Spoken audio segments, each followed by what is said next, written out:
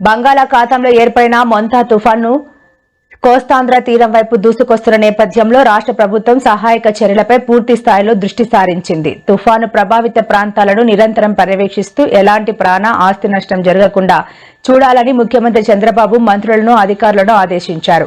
భారీ వర్షాల కారణంగా వాగులు ఆకస్మికంగా పొంగిపొర్లే ప్రమాదం ఉన్న ప్రాంతాల్లో మరింత అప్రమత్తంగా ఉండాలని స్పష్టం చేశారు. అమరావతిలోని ఆర్టీజీఎస్ కేంద్రం నుంచి డిప్యూటీ సీఎం పవన్ కళ్యాణ్ తో కలిసి మొంతా తుఫాను ప్రభావం, ప్రభుత్వ సన్నద్ధతపై ఆయన ఉన్నత స్థాయి సమీక్ష నిర్వహించారు.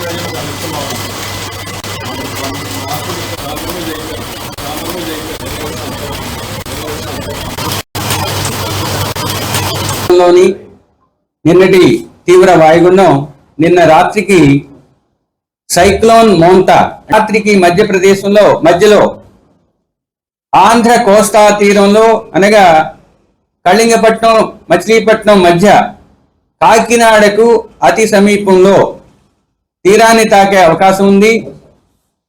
వర్షాలకు ఆస్కారం ఉంది.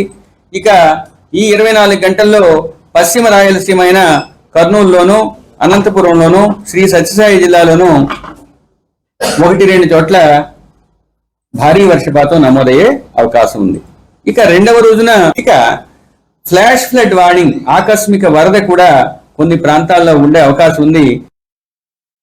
పరిశీలన చేయటం జరుగుతుంది. ఎందుకంటే ఈ పరిణామం అనేది క్రమక్రమంగా మారుతూ ఉంటుంది.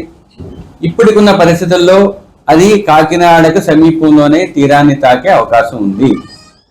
తీరాన్ని తాకే సమయంలో 90 నుంచి 100, గరిష్టంగా 110 కిలోమీటర్ల వేగంతో బలమైన గాలులు వీచే అవకాశం ఉంది. కాబట్టి ముఖ్యంగా కాకినాడ పరిసర ప్రాంతాల్లోనూ, కోస్తా తీరంలోనూ చాలా చోట్ల తీసుకోవాల్సిన జాగ్రత్తలు. బంగాళాఖాతంలో ఏర్పడిన తీవ్ర తుఫాను మొంతా ప్రభావంతో తెలంగాణలో